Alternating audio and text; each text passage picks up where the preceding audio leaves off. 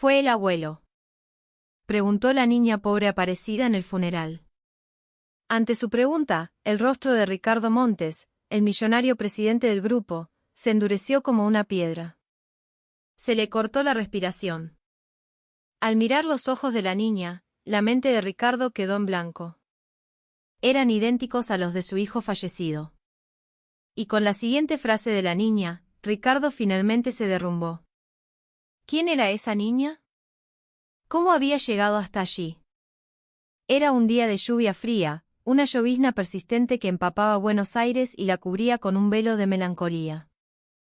En la sala especial de una de las casas funerarias más prestigiosas del barrio de Recoleta, el aire era denso y estaba cargado con el aroma de los lirios y la madera pulida. Un mar de trajes negros llenaba el espacio. En el centro, rodeada por una ostentosa muralla de crisantemos blancos, la fotografía de un hombre sonreía desde el retrato fúnebre. Era Mateo Montes, vicepresidente del Grupo Montes, uno de los conglomerados más poderosos de Argentina. Un hombre que había dejado este mundo con apenas 35 años. Frente al retrato, con una postura impecable, se encontraba el presidente Ricardo Montes.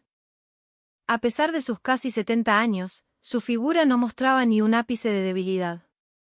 Sin embargo, las arrugas, más profundas que de costumbre, y sus ojos hundidos, delataban un dolor que ninguna compostura podía ocultar. A su lado, con una expresión vacía, como si su alma hubiera abandonado su cuerpo, estaba su nuera, Isabella, recibiendo a los deudos. Los invitados entraban en una procesión solemne. Figuras prominentes del mundo empresarial y político, altos funcionarios del gobierno, directores de medios de comunicación, todos inclinaban la cabeza ante el presidente, ofreciendo breves y ensayadas condolencias. Mi más sentido pésame, don Ricardo. Hemos perdido a un hombre excepcional, presidente. Una verdadera tragedia. Ricardo apenas asentía con un movimiento casi imperceptible de cabeza.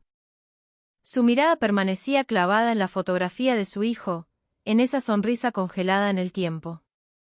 La última imagen que tenía de él lo atormentaba, repitiéndose en un bucle infinito en su mente. El recuerdo de correr al hospital tras recibir la noticia del accidente, encontrar a Mateo ya inconsciente en una cama, el momento en que el médico negó con la cabeza y le comunicó la hora del deceso. La impotencia de sostener la mano de su hijo mientras se enfriaba, sin poder hacer absolutamente nada. En un rincón de la sala, un grupo de periodistas susurraba mientras preparaba sus cámaras. Un accidente de tráfico tan repentino. Es realmente lamentable. Dicen que fue en la autopista, un derrape por la lluvia. ¿Por qué iría a tanta velocidad ese día? Parece que el vicepresidente tenía prisa por llegar a algún sitio. Fue en ese preciso instante cuando la pesada puerta de madera de la sala se abrió con un leve crujido. Al principio, nadie le prestó atención, asumiendo que era otro invitado más. Pero en el momento en que la figura que entraba se hizo visible, el primer periodista en notarla contuvo el aliento. Era una niña, de no más de 9 años.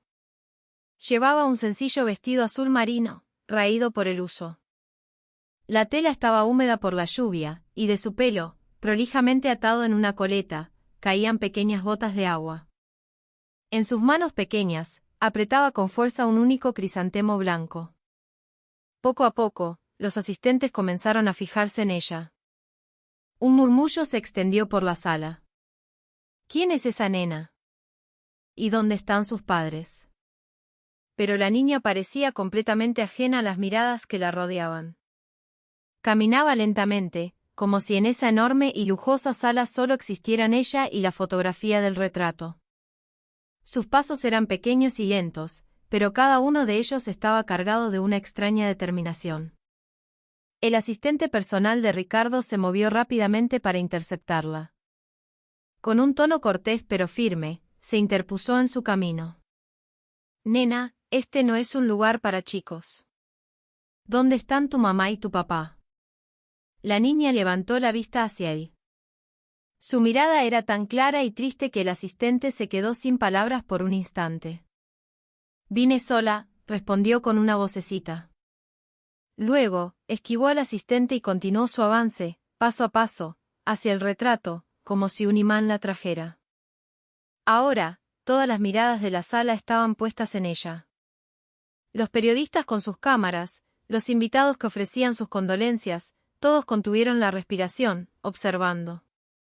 ¿Quién era esa niña que entraba con tanta seguridad en un lugar como ese? Finalmente, llegó frente al altar fúnebre. Levantó la cabeza para mirar la fotografía, y una lágrima silenciosa rodó por su mejilla. Con mano temblorosa, colocó el crisantemo sobre el soporte de madera y, con una voz baja pero perfectamente audible, dijo: «Papá, ya llegué». Esa sola frase sacudió la sala hasta sus cimientos. El tiempo pareció detenerse. Nadie se movía, nadie hablaba. Solo se miraban unos a otros con expresiones de pura incredulidad. Los primeros en romper el silencio fueron los murmullos de los invitados. ¿El vicepresidente tenía una hija? Pero entonces, ¿qué pasa con Isabella? Instintivamente, los periodistas levantaron sus cámaras. Esto era una primicia monumental. Un heredero oculto en la familia más poderosa del país. Isabella, por su parte, se llevó una mano a la boca, con una expresión de absoluto desconcierto. El rostro de Ricardo Montes se había convertido en una máscara de granito. Él, que nunca había flaqueado ante ninguna crisis, mostraba por primera vez signos de desconcierto. Lentamente, como si cargara un peso invisible, se acercó a la niña. Se arrodilló para quedar a su altura, y con voz temblorosa, le preguntó: «¿Vos quién sos?». La niña levantó la cabeza y lo miró directamente a los ojos. En ese instante, Ricardo sintió que le faltaba el aire. La forma de sus ojos, la intensidad de su mirada. Era tan dolorosamente parecida a la de su hijo. Era la misma mirada con la que Mateo lo observaba cuando era niño. «Soy Clara Montes». Clara Montes. Una niña que llevaba su apellido. La mente de Ricardo quedó en blanco. «¿Quién te mandó acá?». Clara negó con la cabeza. «Nadie me mandó. Vine sola». De repente, la niña lo miró fijamente y preguntó con una voz inocente y directa que lo atravesó como una daga: «¿Fue el abuelo? ¿El abuelo se opuso a mi mamá?». La pregunta se clavó en el pecho de Ricardo. Su rostro palideció y sus labios temblaron. ¿Cómo podía saber esa niña tanto? ¿Quién le había contado todo aquello? En ese preciso instante, Clara se secó una lágrima con el dorso de la mano. Al hacerlo, un brazalete de plata brilló en su delgada muñeca. Era una pulsera pequeña y delicada, pero tenía algo grabado. Un periodista con vista de águila disparó el obturador de su cámara. El flash iluminó la escena, capturando el momento. El teleobjetivo de alta potencia de la cámara registró con nitidez la inscripción en el brazalete: Sofía, Mateo, Clara. 3 nombres, uno al lado del otro. Las pupilas de Ricardo se dilataron. Sofía. Al ver ese nombre, el recuerdo de hace 10 años lo golpeó como un huracán. La joven sin familia ni fortuna, la mujer que, según él, arruinaría el futuro de su hijo, a la que había humillado y expulsado de sus vidas. El nombre de la mujer a la que le había arrojado un sobre con dinero estaba grabado allí. Sofía. Murmuró Ricardo, casi inconscientemente. Era un susurro, pero en el silencio solemne de la sala, todos lo oyeron. El lugar se convirtió en un hervidero de rumores. ¿Quién es Sofía? ¿La amante secreta del vicepresidente? Los flashes de las cámaras estallaron frenéticamente. Los periodistas se empujaban para conseguir un mejor ángulo. Esto no era solo una primicia, era el escándalo del siglo. La historia secreta de una de las familias más ricas de Argentina, un heredero oculto, un amor prohibido, todo explotando a la vez. Ricardo seguía en shock, mirando a Clara. Ahora, al observarla con más detenimiento, la certeza era abrumadora. La niña era el vivo retrato de Mateo. La forma de sus ojos, su nariz, el contorno de sus labios y, sobre todo, esa aura de bondad y claridad que irradiaba, era idéntica a la de su hijo. Extendió una mano temblorosa para tocar el hombro de Clara, pero se detuvo a medio camino. Tenía derecho a hacerlo. Los recuerdos de lo que había hecho 10 años atrás volvieron con una claridad brutal. Solo ahora se daba cuenta de lo cruel que había sido. Y como consecuencia, su hijo había vivido una vida de infelicidad y, finalmente, lo había dejado de esta manera. Clara, ajena a todo, volvió a mirar el retrato y susurró: «Papá, te extrañé mucho». Las cámaras seguían disparando y los murmullos de la gente crecían, pero Ricardo ya no oía nada. Solo veía a esa pequeña niña frente a él, su nieta, cuya existencia había ignorado por completo. Isabella no pudo soportarlo más. Cubriéndose la boca para ahogar un sollozo, salió corriendo de la sala. El asistente de Ricardo se acercó con cautela y susurró: «Presidente, deberíamos llevar a la niña a…». Pero Ricardo lo detuvo con un gesto de la mano. Volvió a mirar a Clara. «Vos sos realmente la…». No pudo terminar la frase. Clara, con su pequeña mano, tomó la de Ricardo. La niña sintió el temblor en la mano fría del anciano. «Abuelo, no llores». Ante ese consuelo puro e inesperado, los ojos de Ricardo se enrojecieron. Él, que jamás había derramado una lágrima en público, sintió por primera vez como sus ojos se llenaban de agua. En medio de la lluvia de flashes, una lágrima finalmente se deslizó por la mejilla de Ricardo Montes. Y su visión se volvió borrosa. El tiempo pareció retroceder, llevándolo 10 años atrás, a un invierno en Buenos Aires, al momento en que todo comenzó. 10 años antes, en un barrio bohemio de Buenos Aires. Aquel día también nevaba, algo inusual para la ciudad. Copos blancos y silenciosos cubrían las calles empedradas de San Telmo mientras Mateo, entonces un joven de 25 años, caminaba sin rumbo. Estaba agotado por el trabajo en la empresa. Los días eran una sucesión interminable de jornadas que comenzaban al amanecer y terminaban bien entrada la noche, todo para cumplir con las expectativas de su padre, Ricardo. «¿Otra vez te quedás hasta tarde en la oficina, che?», le preguntó un amigo por teléfono. Mateo solo pudo esbozar una sonrisa amarga. «Perdón, lo dejamos para otro día». Al colgar, se sintió aún más vacío. Tenía dinero y poder, pero no tenía a nadie con quien compartir su vida. Fue entonces cuando sus ojos se posaron en una pequeña librería. «El árbol de invierno», decía el cartel, con una calidez que lo invitó a entrar. La librería era acogedora. Estanterías de madera repletas de libros, una luz tenue y una música suave que sonaba en un rincón. Se sentía como entrar en otro mundo, un refugio de paz. Detrás del mostrador, una joven estaba sentada, leyendo. Tenía el pelo largo recogido a un lado y parecía tan absorta en su libro que ni siquiera notó que alguien había entrado.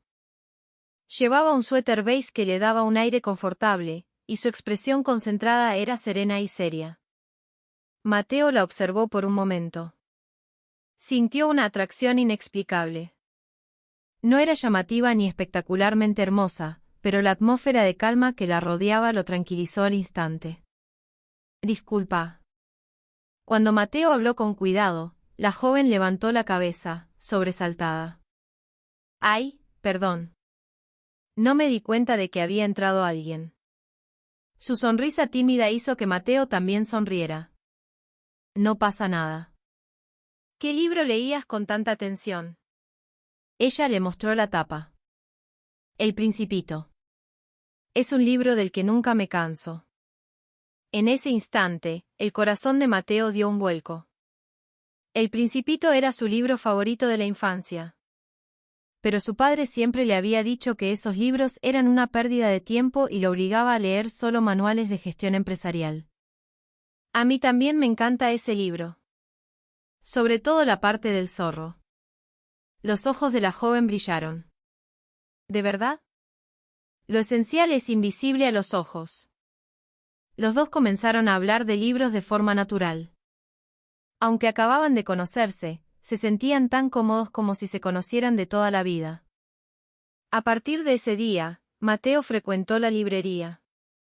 Al principio, con la excusa de comprar libros, pero la verdad era que quería verla a ella. Se llamaba Sofía Ramos. Tenía 23 años, recién graduada de la universidad, y trabajaba a tiempo parcial en la librería. Crecí en un hogar de menores, le confesó Sofía un día en voz baja. Normalmente, la gente reaccionaba con lástima o incomodidad ante esa revelación, pero Mateo fue diferente. Debe haber sido duro. Sí, pero me hizo más fuerte. Y gracias a los libros, nunca me sentí sola. La sonrisa de Sofía reflejaba más fortaleza que tristeza. Era admirable ver cómo había logrado terminar la universidad por su cuenta y vivía con tanta dignidad. Con el tiempo, se hicieron cada vez más cercanos. Cenaban juntos después del trabajo, iban al cine los fines de semana o simplemente caminaban por la costanera, compartiendo historias. Cuando estaba con Sofía, Mateo podía ser el mismo, no el heredero del Grupo Montes, sino un joven común y corriente. Mi padre siempre dice que no soy suficiente. No importa lo que haga, le dijo Mateo un día, suspirando. Sofía le ofreció un café caliente y lo consoló. Pero vos te esforzás muchísimo, Mateo. Algún día lo va a reconocer. Cumplir con las expectativas de los padres es importante, pero también lo es vivir para uno mismo. Sofía le tomó la mano suavemente. Para Mateo, ella era su único refugio. Pero la felicidad no duró mucho. Un día, el asistente de Ricardo fue a buscar a Mateo. El presidente lo llama. Al entrar en el despacho de su padre, Mateo se encontró con una mirada glacial. Sobre el escritorio de Ricardo había varias fotografías. Eran fotos de él y Sofía juntos. ¿Quién es esta mujer? La voz de Ricardo era fría como el hielo. Es la persona con la que estoy saliendo. ¿Saliendo? Sos el heredero de esta familia. No podés salir con cualquiera. Mateo apretó los puños. No es cualquiera. Sofía es una buena persona. Buena persona. Una mujer sin padres ni apellido. Ricardo le arrojó un informe. Allí estaba todo sobre Sofía, criada en un hogar, con un préstamo estudiantil, viviendo en un departamento alquilado. Para Ricardo, eso era todo lo que importaba. ¿Pensaste en cómo afectaría a la empresa que te vean con una mujer así? ¿Qué importa todo eso si la amo? Ante la rebeldía de Mateo, la mirada de Ricardo se volvió aún más fría. Amor.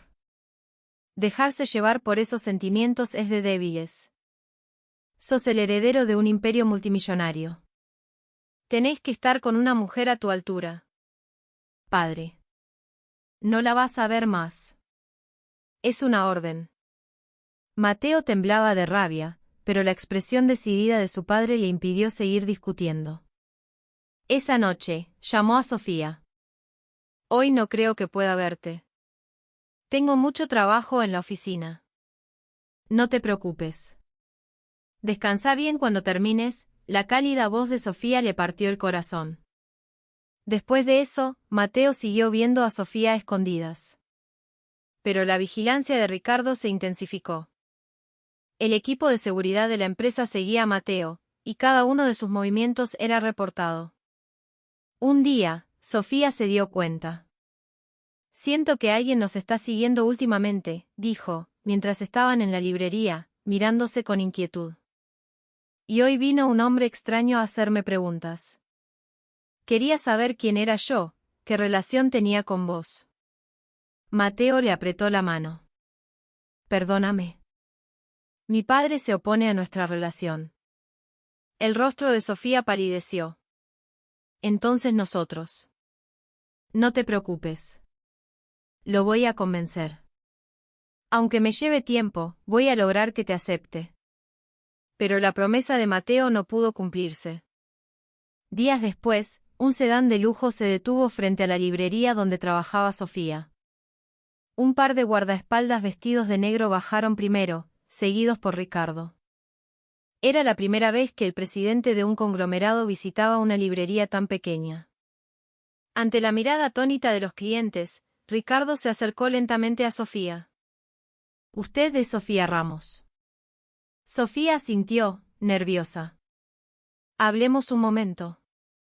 Se trasladaron a la confitería de un hotel cercano, donde Ricardo la miró con frialdad. Luego, arrojó un sobreabultado sobre la mesa. «¿Cuánto querés?» «Disculpe», preguntó Sofía con voz temblorosa. «El precio por alejarte de mi hijo. No puedo tolerar que una mujer como vos esté a su lado. Una mujer como yo». La mirada de Ricardo se agudizó. Una mujer sin padres, sin familia, sin nada. Una huérfana. Mi hijo no está a tu altura. El rostro de Sofía se puso pálido como el papel. Pero, con mano temblorosa, empujó el sobre de vuelta. Yo no estoy con Mateo por dinero. Entonces, ¿por qué? ¿Por amor? Déjate de sentimentalismos. Si de verdad te importa Mateo, te alejarás. Por tu culpa, ese chico podría perderlo todo. Ricardo se levantó y le dio una última advertencia. Toma este dinero y desaparece. Si te negás, te quedarás sin la librería donde trabajás, sin el departamento donde vivís. Sin nada. Tengo el poder para hacerlo. Sofía bajó la cabeza, conteniendo las lágrimas. Sabía que, por el bien del hombre que amaba, debía retirarse. Desaparece en una semana. Y no vuelvas a aparecer frente a mi hijo nunca más. Después de que Ricardo se fuera, Sofía permaneció sentada un largo rato. El sobre quedó intacto sobre la mesa. Esa noche, le hizo una última llamada a Mateo. Mateo, tenemos que terminar. ¿Qué decís? ¿Por qué de repente? Lo estuve pensando. Y somos de mundos demasiado diferentes. Lo siento. Y colgó. Por más que Mateo intentó volver a llamar, no respondió. Al día siguiente, Sofía había desaparecido sin dejar rastro. Mateo la buscó desesperadamente. En la librería, en su departamento, en todos lados, pero no la encontró. Una semana después, Ricardo llamó a su hijo. Esa mujer finalmente aceptó el dinero y se fue. ¿De qué estás hablando? Ricardo sonrió con frialdad y mintió. Le ofrecí dinero y lo aceptó sin dudarlo. ¿Se fumó? Al final, solo le interesaba tu plata. Mentira. Sofía no es así. Entonces, ¿por qué desapareció sin dejar rastro? Pensalo bien. ¿Qué esperaría una huérfana al salir con el hijo de un millonario? Mateo no quería creerlo, pero era cierto que Sofía había desaparecido. Por más que la buscaba, no aparecía. La duda comenzó a carcomerlo. Espero que hayas aprendido la lección. En este mundo no se puede confiar en nadie. Especialmente cuando hay dinero de por medio. Ricardo despidió a su hijo con una expresión de satisfacción. A partir de ese día, Mateo cambió. Dejó de creer en el amor y en las personas. Se convirtió en una marioneta que hacía todo lo que su padre le ordenaba. Pero la verdad era muy diferente. Sofía nunca aceptó el dinero. Simplemente se había alejado por el bien del hombre que amaba. La mentira de Ricardo había cambiado el destino de ambos para siempre. Mateo vivía como un cascarón vacío. Iba de la empresa a casa, trabajando como una máquina. Su mirada era hueca, y la sonrisa cálida que una vez tuvo había desaparecido por completo. Sus colegas murmuraban que había cambiado, pero nadie se atrevía a preguntar por qué. Mateo, ¿hasta cuándo vas a seguir así? Le preguntó su madre, preocupada. Pero Mateo solo respondía con desgano. Estoy bien, mamá. ¿Cómo que estás bien? Apenas comés, no dormís. Ricardo, al ver a su hijo así, se sentía secretamente satisfecho. Pensaba que con el tiempo lo olvidaría todo y que, cuando se casara con la mujer que él había elegido, todo volvería a su lugar. 6 meses después de la desaparición de Sofía, Ricardo le dio una orden a Mateo. Esta noche tenemos una cena importante. Ponete un buen traje y vení. Mateo asintió con apatía. Sabía que no tenía sentido negarse. Esa noche, en el salón privado de un hotel de lujo, se reunieron 2 familias. Frente a ellos estaban sentados un influyente político, el senador Rossi, y su hija, Isabella. Isabella Rossi era una mujer educada en las mejores universidades, una auténtica mujer de mundo. Con su elegante vestido negro, era hermosa y sofisticada. Mi Isabella será una nuera perfecta para la familia Montes, dijo el senador con orgullo. Ricardo respondió con una sonrisa de satisfacción. Y nuestro Mateo será un excelente esposo. Mientras los padres negociaban el futuro de sus hijos, Isabella observaba discretamente al hombre que tenía enfrente. Atractivo, de buena familia, exitoso. En apariencia, el partido perfecto. Una pequeña chispa de esperanza se encendió en ella. Pero Mateo ni siquiera la miraba. Sus ojos vacíos estaban fijos en algún punto del espacio. Después de la cena, salieron al jardín del hotel. Un silencio incómodo se instaló entre ellos. Yo tampoco quería venir, dijo Isabella, rompiendo el hielo. Yo tampoco, respondió Mateo con una sonrisa forzada. Si esto te incomoda, puedo hablar con mi padre, dijo Isabella con cautela. En realidad, sentía curiosidad por ese hombre, pero no quería salir herida por su frialdad. ¿Había alguien más en tu vida?, preguntó ella con delicadeza. Mateo se detuvo un instante. El rostro de Sofía apareció en su mente, pero rápidamente negó con la cabeza. No. No había nadie. Era mentira, pero no quería seguir pensando en Sofía. Se obligaba a creer que era una mujer que lo había abandonado por dinero.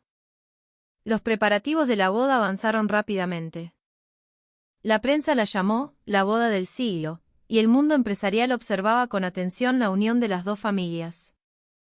Pero Mateo se sentía cada vez más apático. El día de la boda, Isabella estaba deslumbrante con su vestido de novia. Mateo, con su smoking, parecía perfecto por fuera, pero su corazón estaba vacío. Pueden entrar los novios. Con la música nupcial de fondo, caminaron hacia el altar. Los aplausos de los invitados resonaban, pero Mateo no oía nada. Solo avanzaba, un paso tras otro. Durante la ceremonia, recordó la boda que había soñado con Sofía. Una ceremonia sencilla en una pequeña iglesia, solo con los más cercanos. Había imaginado que Sofía, incluso con un simple vestido blanco, sería la mujer más hermosa del mundo. ¿Promete amarla y respetarla? Ante la pregunta del sacerdote, Mateo respondió mecánicamente. Sí, prometo. No era un juramento, solo una respuesta vacía. Después de la boda, se mudaron a una lujosa mansión en Palermo Chico. Una casa enorme, muebles de diseño, todo era perfecto, pero carecía de calidez. Mateo e Isabella vivían bajo el mismo techo, pero dormían en habitaciones separadas, como extraños. Era lo que Mateo había querido. A pesar de todo, Isabella se esforzó por ser la esposa perfecta. Le preparaba el desayuno con esmero, intentaba conocer sus gustos.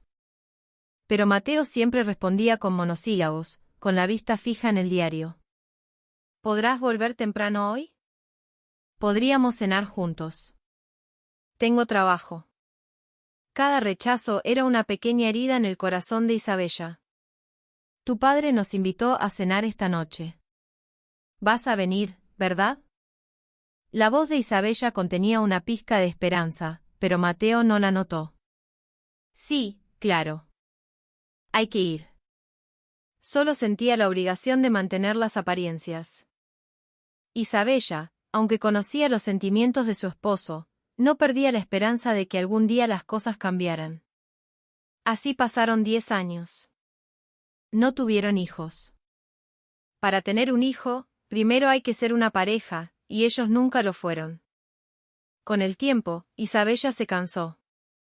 Al principio, había intentado ganar el corazón de su esposo, pero solo recibió indiferencia.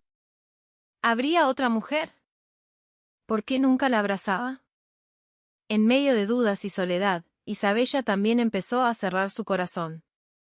Mateo se volvió aún más insensible. Por fuera, eran la pareja perfecta de la alta sociedad, pero por dentro, sus vidas eran un páramo.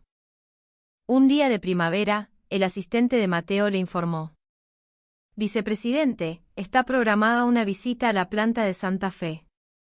Mateo asintió. Era un viaje de negocios rutinario. Pero nadie sabía que ese viaje lo cambiaría todo. Mientras el tren se dirigía a la provincia, Mateo miraba por la ventana. El paisaje primaveral pasaba ante sus ojos, pero él no veía nada. Era solo otro día más que debía soportar. Después de la inspección de la planta, cuando se dirigía de regreso a la estación, el coche se detuvo de repente. «¿Qué pasa?»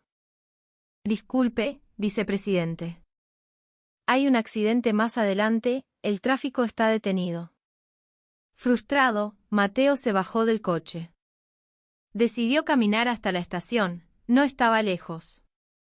En la plaza frente a la estación, había un pequeño mercado. El ambiente rústico y sencillo de la provincia tenía su encanto. Puestos de frutas, panaderías, tiendas de todo tipo. Mateo caminaba sin rumbo entre ellos.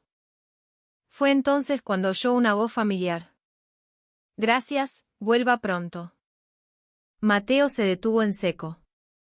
Con una mezcla de incredulidad y esperanza, giró la cabeza. Frente a un pequeño puesto de frutas, había una mujer. Vestida con ropa sencilla y un delantal, con el pelo largo recogido en una coleta, entregaba una bolsa de fruta a un cliente. Era Sofía. La boca de Mateo pronunció su nombre sin que él se diera cuenta. Habían pasado 10 años, pero la reconoció al instante. Estaba un poco más delgada y sus manos se veían ásperas, pero su mirada clara no había cambiado. Sofía también vio a Mateo. La fruta que sostenía se detuvo en el aire, y sus ojos se abrieron como platos. Parecía que había visto un fantasma. Se quedaron así, paralizados, mirándose el uno al otro. 10 años de tiempo se desvanecieron en un instante. El ruido del mercado, la gente que pasaba, todo pareció detenerse. «Mateo», dijo Sofía con voz temblorosa.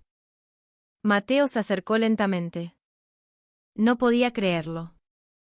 La mujer que supuestamente lo había abandonado por dinero, la mujer que creía que lo había traicionado, estaba vendiendo fruta en un mercado de provincia. «¿De verdad sos vos, Sofía?» Al acercarse, tuvo la certeza. Era ella, sin duda. Pero, ¿por qué estaba allí, de esa manera? En ese momento, una voz infantil se oyó desde el interior del puesto. «Mamá, ¿me ayudás con esto?» Una niña pequeña apareció, cargando una pesada caja de fruta. La mirada de Mateo se dirigió a la niña. Sintió que se le cortaba la respiración. En el rostro de la niña, vio su propia infancia. La misma forma de los ojos, la misma nariz, incluso la forma de sonreír. Sofía, al ver que Mateo se había quedado sin palabras, metió rápidamente a la niña de nuevo en el puesto. «Clara, quédate adentro». Clara. Al oír ese nombre, el corazón de Mateo comenzó a latir con una fuerza arrolladora. «Vicepresidente, es hora de tomar el tren», dijo su asistente en ese momento. Sofía, con la mirada perdida, cerró los ojos con fuerza y se metió dentro del puesto. Mientras caminaba hacia la estación, Mateo se dio la vuelta varias veces, pero la puerta del puesto permaneció cerrada. Mateo regresó a Buenos Aires, pero su mente se quedó en aquel pequeño mercado.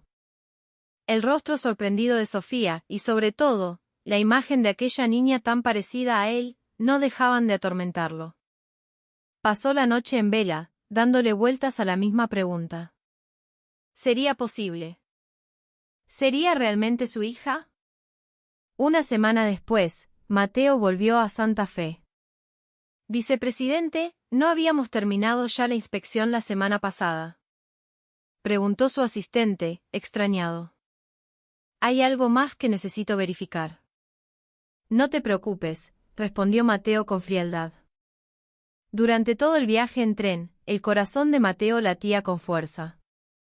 Era una emoción que no había sentido en 10 años.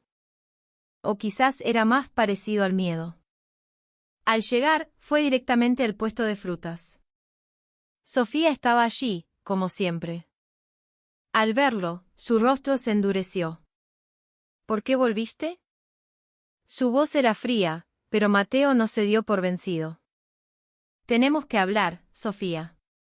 No tenemos nada de qué hablar. Ya estás casado. Viví tu vida feliz.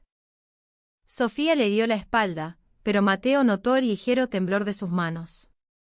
Esa nena. Es mi hija, ¿verdad?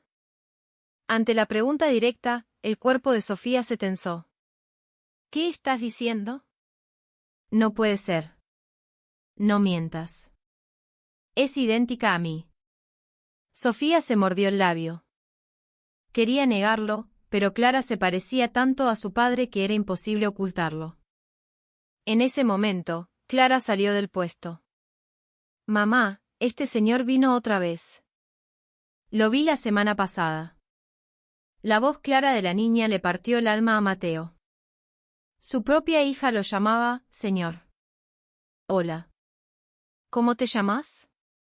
Mateo se arrodilló para estar a su altura. Clara Montes. ¿Cuántos años tenés? 9. 9 años. Las cuentas encajaban perfectamente. 10 años desde que se separó de Sofía, y la niña tenía 9 años. Mateo no tuvo dudas. Voy a comprar algo de fruta. ¿Me elegís la más rica? Clara sonrió y asintió. Mientras la niña elegía la fruta, Mateo le habló a Sofía en voz baja. ¿Por qué no me lo dijiste? Si te hubieras enterado de que estaba embarazada, ¿qué habrías hecho? ¿Te habrías enfrentado a tu padre para defenderme? La voz de Sofía estaba cargada con el dolor acumulado durante 10 años. En ese entonces no tenía la fuerza, pero ahora es diferente. Es tarde. Ya tenemos vidas separadas. Mateo no se rindió. A partir de ese día, viajó a Santa Fe todas las semanas. En la empresa, dijo que estaba desarrollando un nuevo proyecto en la región, pero en realidad, iba a ver a Sofía y a Clara. Al principio, Sofía se negó rotundamente. Por favor, no vengas más. Nosotras estamos bien. Clara necesita un padre. Ha crecido bien hasta ahora. No necesita tu preocupación. Pero Mateo no retrocedió. En su lugar, probó un enfoque diferente. Empezó a acercarse a la niña poco a poco. Clara, ¿querés que te compre algo rico? Tengo que preguntarle a mi mamá. Bueno, vamos a preguntarle juntos. Sabía que, si estaba con la niña, Sofía no podría ser tan dura. Con el tiempo, Clara empezó a abrir su corazón. Mateo descubrió que le encantaban los libros y le regaló cuentos, supo que le gustaba dibujar y le compró lápices de colores. Señor, ¿por qué es tan bueno con nosotras? Preguntó Clara un día con inocencia. Porque me caes muy bien, Clara. ¿De verdad? Usted también me quiere. A Mateo se le llenaron los ojos de lágrimas. Claro que te quiero. Sos mi hija. Pero no pudo decirlo en voz alta. Una tarde de primavera, Mateo le estaba enseñando a Clara a andar en bicicleta. La risa de la niña mientras pedaleaba era la melodía más hermosa que había oído jamás. Señor, ya puedo sola. Cuidado. Despacio. De repente, Clara dijo. Señor, si tuviera un papá, ¿sería así? A Mateo se le cortó la respiración. Desvió la mirada y apenas pudo responder. Sí, supongo que sí. Yo no conozco a mi papá. Mamá dice que se fue al cielo. El corazón de Mateo se hizo pedazos. Yo soy tu papá. Estoy aquí, delante de vos. Pero la imposibilidad de decir esas palabras lo hacía sentir miserable. Sofía observaba la escena desde lejos. Ver a Clara tan feliz le ablandó el corazón. ¿Realmente necesitaba un padre? Pero no era ya demasiado tarde. A medida que pasaban más tiempo juntos, los tres parecían una familia de verdad. Iban juntos al mercado, paseaban por el parque y a veces cenaban en un pequeño restaurante. Para Mateo, eran los momentos más felices de su vida. Mateo, no podemos seguir así, dijo Sofía una noche, después de que Clara se durmiera. Si seguimos así y Clara se encariña con vos, ¿qué vamos a hacer? Al final, vas a tener que volver. No tengo por qué volver. ¿Qué queréis decir? Tenés una esposa. Mateo negó con la cabeza. Eso no es un matrimonio. Es solo un contrato. Pero legalmente, ella es tu esposa. Ante la firmeza de Sofía, Mateo no pudo responder. Mientras tanto, en la mansión de Palermo Chico, Isabella estaba cada vez más inquieta. Le parecía extraño que su marido viajara tan a menudo a la provincia. Siempre al mismo lugar, todas las semanas. Además, algo en él había cambiado. Parecía más feliz. Secretario, ¿podría decirme a dónde viaja mi esposo últimamente? Le preguntó Isabella discretamente al asistente de Mateo, pero él se mostró evasivo. Señora, eso es. Está bien. Buscaré otra forma de averiguarlo. Finalmente, Isabella contrató a un detective privado. Al principio, solo era una sospecha, una ansiedad por si su marido tenía otra mujer. Después de todo, era un hombre que no la había abrazado de verdad en 10 años. 2 semanas después, el detective le entregó un informe. El vicepresidente se reúne regularmente con una mujer y una niña en un mercado de Santa Fe. Las manos de Isabella temblaron. El informe incluía fotos. Fotos de Mateo riendo con una mujer y una niña pequeña. ¿Quién es esta mujer? Se llama Sofía Ramos. Es madre soltera y tiene un puesto de frutas. ¿Y la niña? Una niña de 9 años. Se llama Clara Montes. Clara Montes. El hecho de que usara el apellido Montes. La expresión de felicidad en el rostro de su marido cuando estaba con ellas.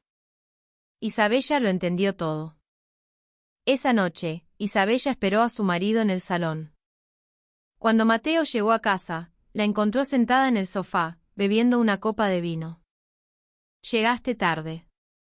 Por el viaje. ¿Viajás mucho a Santa Fe últimamente? No. El rostro de Mateo se tensó. Es trabajo de la empresa. Ah, sí. ¿Ese puesto de frutas también es parte de la empresa? Isabella arrojó el informe del detective sobre la mesa. Las fotos se desparramaron. Explícame esto. ¿Quién es esta mujer y quién es esta niña? Mateo guardó silencio por un momento y luego habló. Es alguien que conocí antes de casarme con vos. ¿Y la niña? Respondé. Esa niña es tuya. El silencio de Mateo fue la respuesta. Las lágrimas brotaron de los ojos de Isabella. ¿Cómo pudiste? Me lo ocultaste durante los 10 años que vivimos juntos. Yo también me enteré hace poco. ¿Y qué? Ahora vas a jugar a ser papá. La voz de Isabella se volvió más aguda. Si volvés a ver a esa mujer, no me voy a quedar de brazos cruzados, ¿entendiste? Isabella. ¿Crees que mi familia es débil? Si elegís a esa mujer y a esa niña, mi familia no se va a quedar quieta. Y se lo voy a contar a tu padre.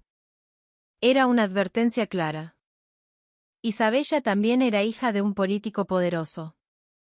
Tenía los medios para hacer lo que quisiera. Mateo se sintió de nuevo contra la pared. Como 10 años atrás, se sentía un inútil, incapaz de proteger a las personas que amaba. Esa misma noche, después de la advertencia de Isabella, Mateo se encerró en su estudio. Las luces de Buenos Aires brillaban a través de la ventana, pero su corazón estaba sumido en la oscuridad. A las 2 de la madrugada, la puerta se abrió. Era Isabella. Tenía los ojos hinchados de llorar. «¿Todavía estás despierto?» Mateo levantó la vista. Llevaban 10 años viviendo juntos, pero alguna vez se habían mirado así, de frente. «Isabella, tenemos que hablar». Isabella se sentó frente a él. Un pesado silencio llenó el espacio.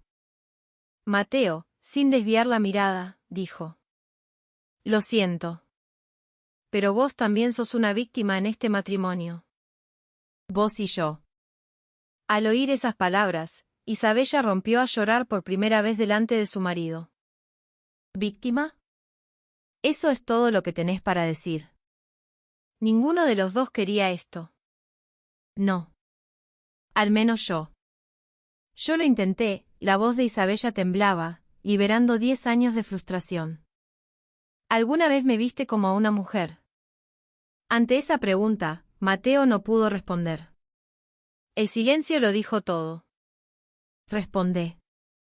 ¿Alguna vez me amaste, aunque fuera un poco? Mateo bajó la cabeza. No podía mentir. Nunca. Nunca pude olvidar a esa mujer. Al oír eso, Isabella salió corriendo del estudio, llorando. Sus pasos se alejaron por el pasillo. Mateo se quedó sentado, aturdido. Había herido a Isabella, y no podía proteger a Sofía y a Clara. Todo era culpa suya. Los días siguientes, el ambiente en la casa era gélido. Isabella evitaba a Mateo, y vivían como extraños bajo el mismo techo. Pero la decisión de Mateo ya estaba tomada. Quería, al menos, ser un padre para Clara. Ese fin de semana, con una determinación final, se dirigió a Santa Fe. Hoy le contaría todo a Sofía. Juntos encontrarían una manera de estar juntos. No importaba lo que dijera su padre o lo que pasara con la empresa. A partir de ahora, viviría por Clara. En el tren, Mateo miró la pequeña caja que había preparado. Dentro había un brazalete de plata. Lo había encargado especialmente unos días antes. Era del tamaño de la muñeca de una niña, pero el diseño era exquisito. Al llegar a la estación, caminó hacia el mercado más rápido de lo habitual. Sentía una urgencia. Quería que Clara lo llamara papá lo antes posible. Vio el puesto de frutas de Sofía. Era sábado y había muchos clientes. Sofía trabajaba con la misma diligencia de siempre, y Clara hacía sus deberes en un rincón. «Señor». Clara corrió hacia él al verlo. Su sonrisa iluminó el corazón de Mateo. «Hola, Clara». «¿Haciendo los deberes?» «Sí, ya terminé». «Señor, ¿qué vino a hacer hoy?» «Tengo un regalo para vos». Cuando Mateo sacó la caja, los ojos de la niña brillaron. Sofía, después de atender a un cliente, se acercó. Otra vez compró algo. «No hace falta, de verdad». Pero en su voz no había la aspereza de antes.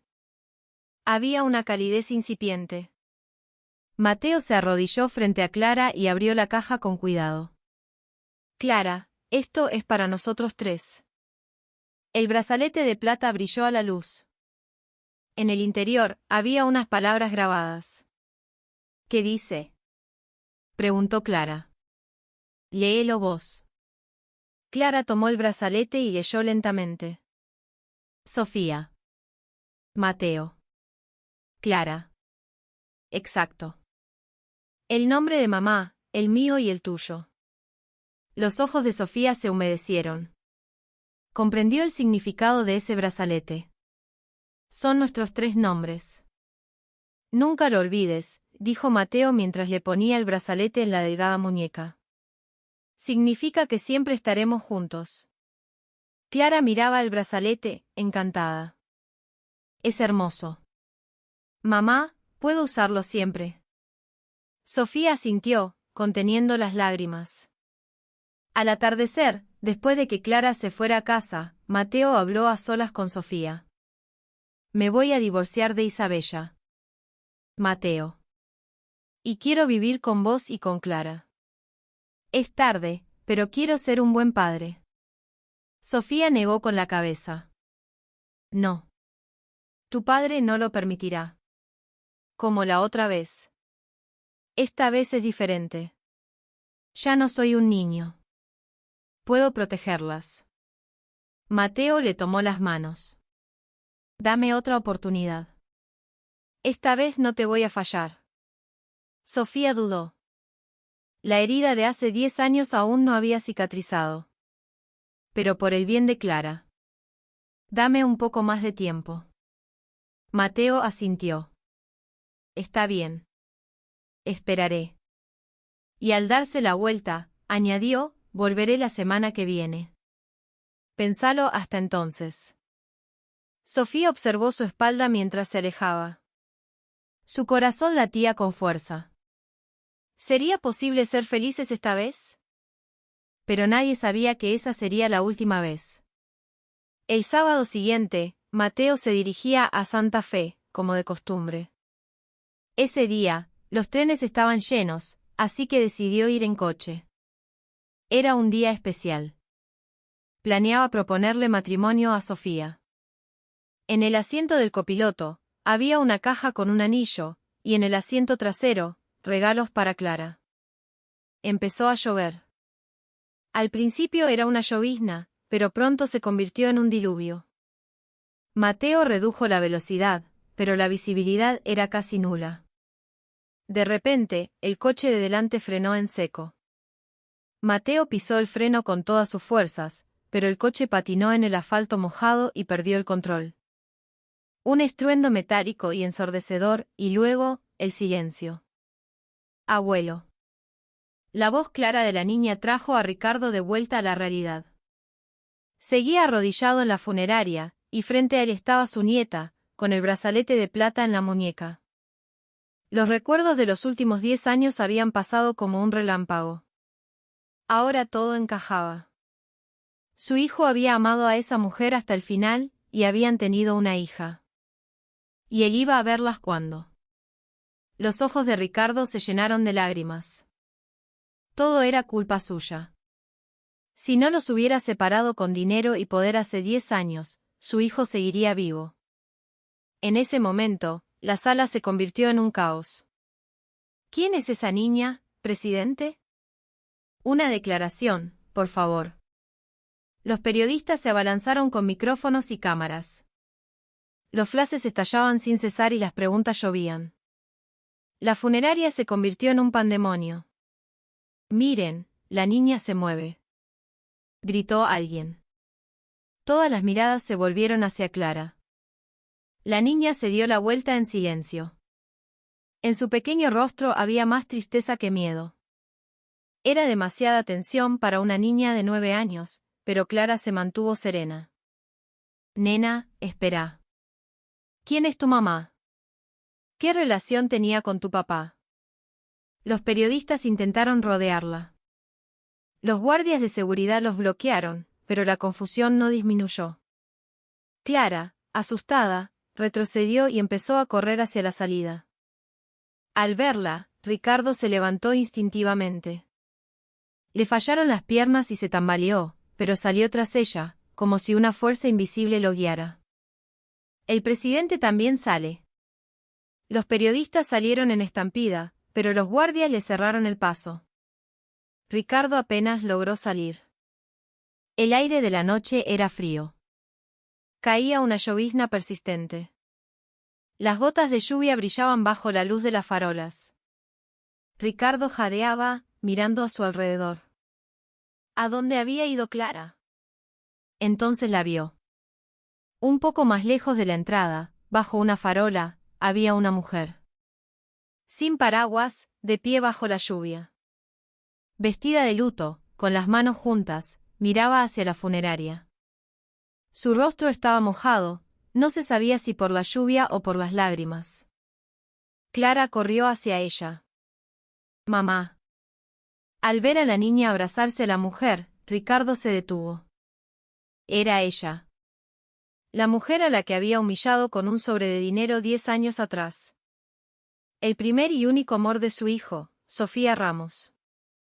El tiempo había pasado, pero Ricardo la reconoció al instante. Estaba más delgada, y se notaban las huellas del esfuerzo en su rostro, pero su mirada clara no había cambiado. O quizás se había vuelto más fuerte. Los años de criar a una hija sola la habían endurecido. Sofía también vio a Ricardo. Sus miradas se cruzaron en medio de la lluvia. 10 años se desvanecieron, y los recuerdos de aquel día volvieron vívidamente. Los labios de Ricardo temblaron. Entonces. Esta niña es de verdad. No pudo terminar.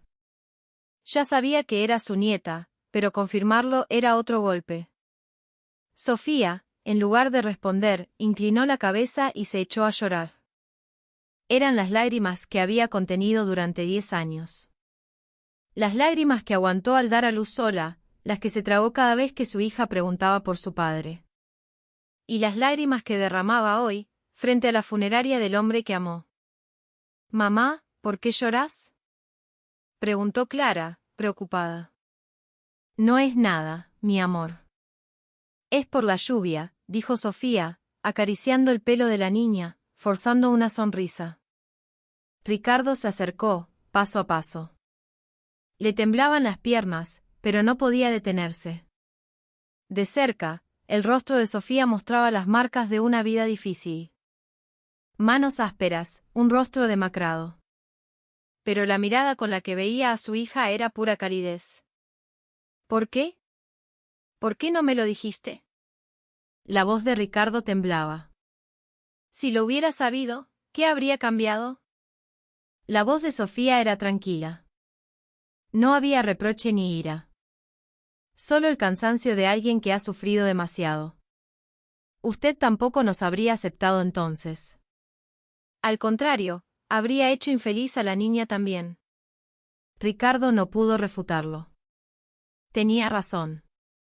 El Ricardo de hace 10 años habría actuado exactamente así. Pero Mateo tenía derecho a saber. Era su padre. Al oír eso, las lágrimas volvieron a brotar de los ojos de Sofía. Lo sabía. Nos encontramos por casualidad hace unos meses. Desde entonces, venía todas las semanas. Se encariñó mucho con la niña. El corazón de Ricardo se desgarró. ¿Cuán feliz habría sido su hijo en esos últimos meses? ¿Y cuán atormentado? Entonces, por eso iba a Santa Fe todas las semanas. Sí. Ayer también tenía que venir. La voz de Sofía se quebró. No pudo seguir hablando, solo sollozaba. Ricardo cayó de rodillas. El orgullo del presidente del Grupo Montes ya no importaba. Extendió una mano temblorosa y tomó la pequeña mano de Clara. Perdóname. El abuelo te pide perdón. Clara, sin entender, lo miró. ¿Por qué me pedís perdón? ¿Por qué te opusiste a mi mamá? Ante esa pregunta inocente, Ricardo no supo qué responder. ¿Cómo explicarle que, por su arrogancia y sus prejuicios, ella había crecido sin padre, y que ahora nunca más podría verlo? La lluvia arreciaba. Los tres permanecieron así, bajo la lluvia. Un abuelo, una madre y una hija. Nunca habían estado juntos, pero ahora los unía el dolor. Entré, presidente. Se va a resfriar, dijo Sofía en voz baja. ¿Y ustedes? Nosotras ya nos vamos. No se vayan. Gritó Ricardo desesperado. No puedo dejarlas ir. Es mi nieta. La hija de Mateo. Sofía sonrió con tristeza. Ahora la llama su nieta. Hace 10 años dijo que gente como nosotras no encajaba en su familia. Esa frase fue como una puñalada en el corazón de Ricardo. Lo siento. De verdad lo siento. Ricardo, que nunca se había disculpado con nadie, lo hizo por primera vez con total sinceridad. Pero era demasiado tarde. No necesito sus disculpas. Solo. Sofía miró a Clara. A esta niña le dije que su papá se había ido al cielo. Y ahora, es verdad. A lo lejos, se oían los murmullos de los periodistas. Pronto los encontrarían. Sofía tomó la mano de Clara y se dio la vuelta. Esperen. La llamó Ricardo con desesperación, pero Sofía no se detuvo. Sus siluetas desaparecieron en la lluvia. Ricardo permaneció arrodillado un largo rato. La lluvia fría lo empapaba, pero su corazón estaba aún más frío. Una nieta. Tenía una nieta. Durante 9 años, había crecido sin padre, y ahora nunca lo conocería. Todo era culpa suya. Presidente. Su asistente corrió con un paraguas. ¿Está bien? Entremos, por favor. Ricardo se levantó con la ayuda de su asistente, pero sus ojos seguían fijos en la dirección en que Sofía y Clara habían desaparecido. Las imágenes de las dos bajo la lluvia no dejaban de repetirse en su mente. Las lágrimas de Sofía, los ojos claros de Clara y el brazalete de plata. El último rastro que había dejado su hijo. ¿Qué debía hacer ahora? Él, que siempre lo había solucionado todo con dinero y poder, se sentía impotente. El tiempo perdido no se recupera, y los muertos no vuelven. De camino a la funeraria, Ricardo tomó una decisión. El resto de su vida, por poco que fuera, lo dedicaría a expiar sus culpas. Por Sofía y Clara. Y por su hijo, que se había ido demasiado pronto. A la mañana siguiente del funeral, todos los periódicos del país llevaban la misma noticia en primera plana. El escándalo oculto de la familia Montes, la hija secreta del vicepresidente, el futuro del grupo Montes en jaque. La foto de Clara en la funeraria ocupaba un lugar destacado, y se veía con claridad la inscripción en el brazalete de plata. Los noticieros de televisión repetían la noticia. Las acciones del grupo Montes se desplomaron en cuanto abrió la bolsa. Ricardo observaba las noticias desde su estudio. En una sola noche, todo se había desmoronado. El honor de su familia, la confianza en su empresa, todo se había venido abajo. Pero, extrañamente, no sentía nada. Solo un vacío inmenso. El teléfono no paraba de sonar, pero Ricardo no contestaba. Los directores pedían una reunión de emergencia, los accionistas exigían una explicación, pero para él, ya nada de eso importaba. ¿Qué pérdida podría ser mayor que la de su propio hijo? Por la tarde, recibió una visita inesperada. Presidente, la señora Isabella está aquí. Ricardo levantó la cabeza. Su nuera, Isabella. Ella también era una víctima en todo esto. En el salón, se sentó frente a ella. Vestida de luto, su rostro estaba sorprendentemente sereno.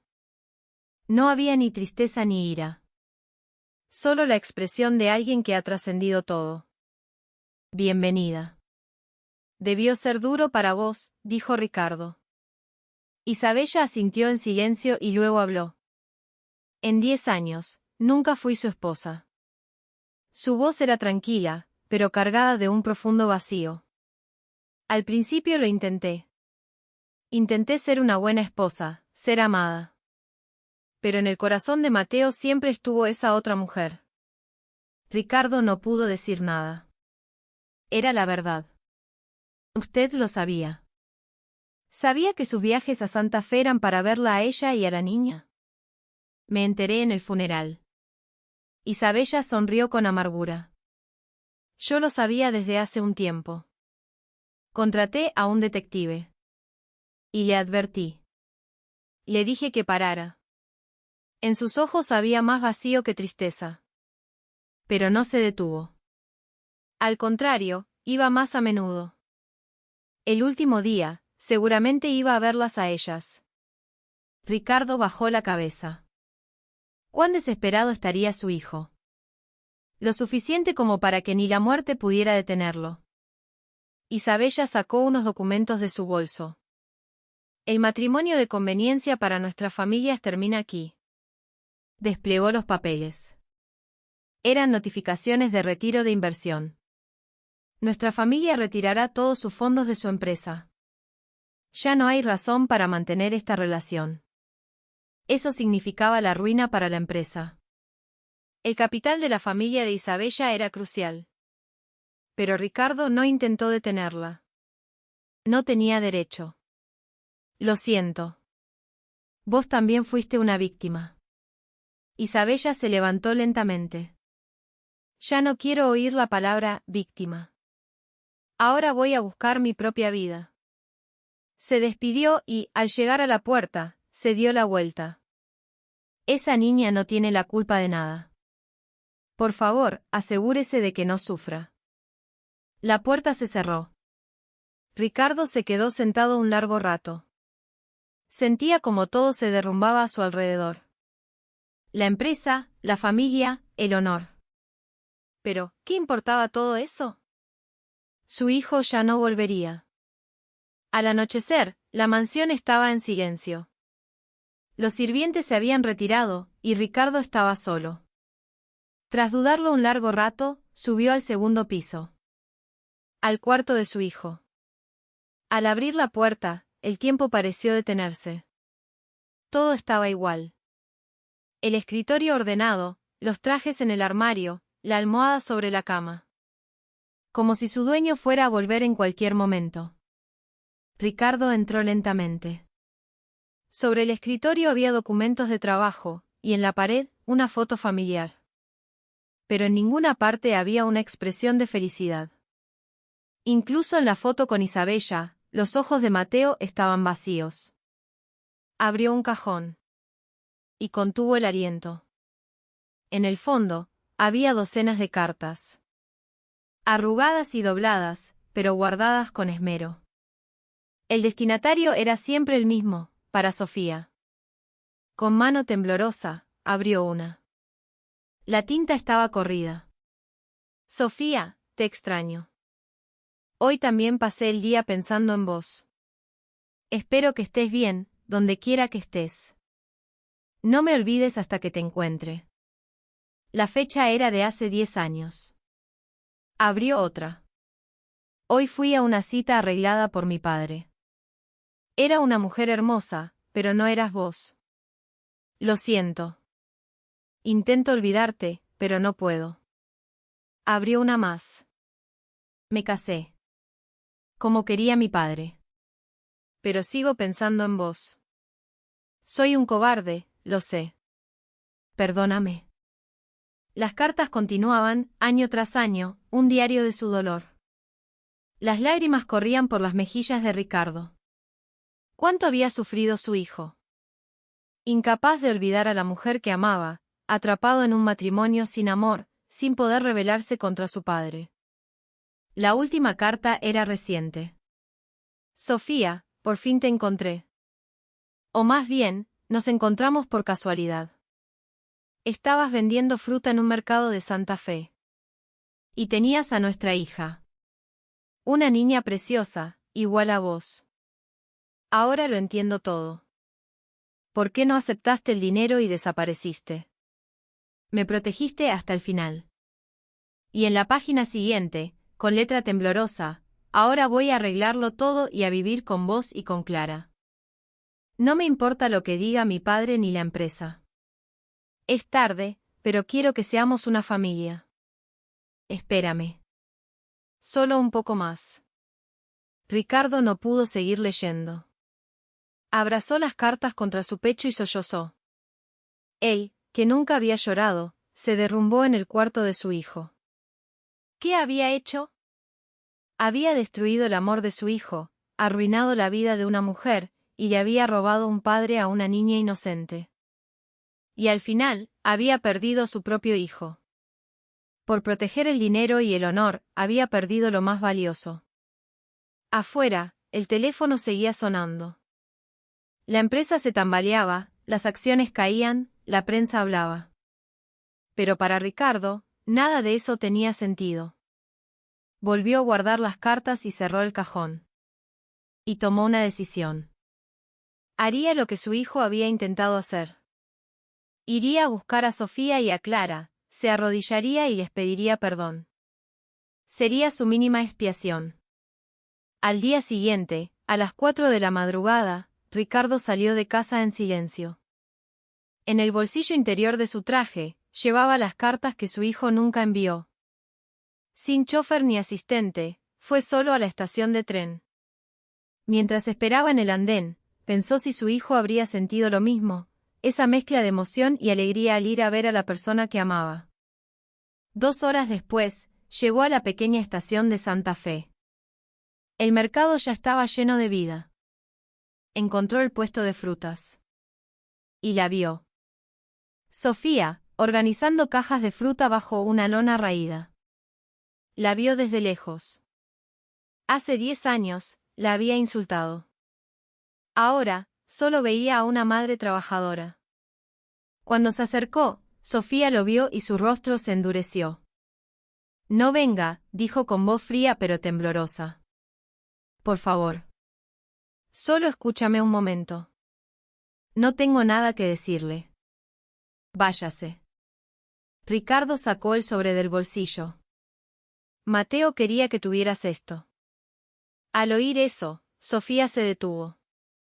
Se dio la vuelta, con los ojos llenos de lágrimas. ¿Qué es? Son las cartas que te escribió. 10 años de cartas que nunca envió. Las piernas de Sofía flaquearon. No las voy a leer. Por favor, léelas. Para que sepas cuánto. ¿Para qué? Gritó Sofía de repente. ¿De qué sirve ahora? Él ya no va a volver. Las lágrimas brotaron sin control. Ricardo se arrodilló ante ella. Perdóname. De verdad, perdóname. Los comerciantes de alrededor miraban, atónitos. Pero a Ricardo no le importaba. Yo lo arruiné todo. Mi estúpido prejuicio lo separó, y al final, perdí a mi hijo. Sofía, temblando, tomó las cartas. Abrió una. Sofía, te extraño. No pudo seguir leyendo. Las lágrimas le nublaban la vista. ¿Cómo? Como pudo durante 10 años. Sollozó, abrazando las cartas. Hay docenas de cartas. Incluso después de casarse, escribió cada año pensando en vos. Mientras leía fragmentos, el llanto de Sofía se hizo más fuerte. Idiota. ¿Por qué ahora? ¿Por qué no viniste cuando estabas vivo? Se derrumbó, llorando desconsoladamente. 10 años de espera, de esperanza, y el sueño de los últimos meses, todo hecho añicos. Ricardo bajó la cabeza. Todo es mi culpa. Si no los hubiera separado, él nunca habría estado corriendo ese riesgo en la ruta. Perdóname. Sé que no merezco tu perdón, pero... Basta, dijo Sofía, poniéndose de pie con dificultad, aferrada a las cartas. No puedo aceptar sus disculpas. Son 10 años. 10 años criando a una hija sola. ¿Una disculpa borra todo eso? Pero Clara es mi nieta. Yo la criaré bien. Como hasta ahora. No puedo aceptar que usted haga de abuelo ahora. No quiero que le hagan más daño. Pasaré mi vida expiando mis culpas. Haré lo que sea por vos y por Clara. No necesitamos nada. Hemos vivido bien en la pobreza. Y podemos seguir haciéndolo sin su ayuda. Hizo una pausa, abrazando las cartas. Gracias por esto. Al menos ahora sé que no me olvidó. Pero, por favor, váyase. Y no nos busque más. Sofía se metió en el puesto y cerró la puerta. Ricardo se quedó allí, derrotado. Pero no podía culparla. Era la cosecha de lo que él mismo había sembrado. Mientras se iba, vio a través de una rendija a Sofía, llorando mientras leía las cartas. Le dolió el corazón, pero no podía acercarse más. En el tren de vuelta, Ricardo tomó una decisión.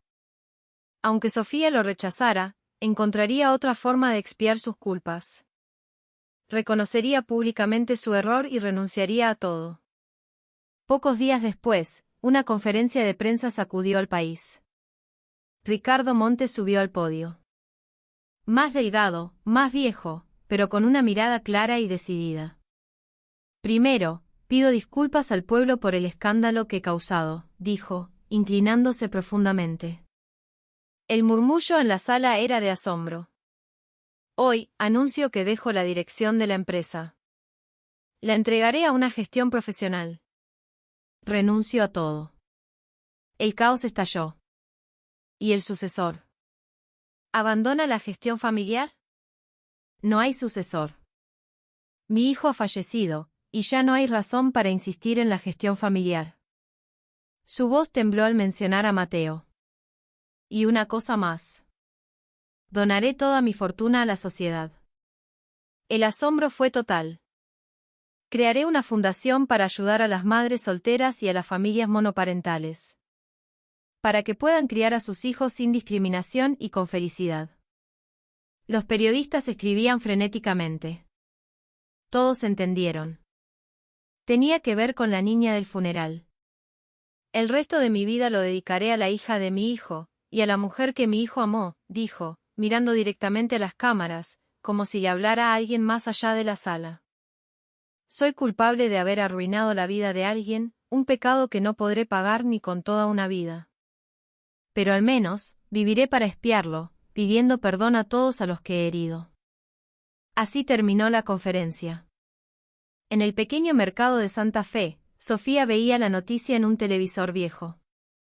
El rostro de Ricardo, demacrado pero sincero, era el de un hombre completamente diferente. «Mamá, ¿qué mirás?» Clara había vuelto de la escuela. «Nada, mi amor, solo las noticias». Sofía apagó el televisor, pero Clara ya lo había visto. ¿No es ese el abuelo del funeral? Sofía cambió de tema, pero cuando Clara se fue, volvió a encenderlo. Comprendió que las palabras de Ricardo eran sinceras. Eran su forma de pedir perdón. Pero no podía aceptarlo. Aún no. Aún dolía demasiado. «Mamá, ¿otra vez llorás?» Clara se acercó y le secó las lágrimas.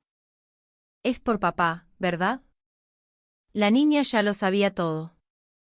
El abuelo también parecía triste. Él también perdió a su hijo, como nosotras. Las palabras inocentes de su hija la hicieron llorar de nuevo. Afuera, volvía a llover. Como el día en que Mateo murió. Como el día en que Ricardo vino a buscarla.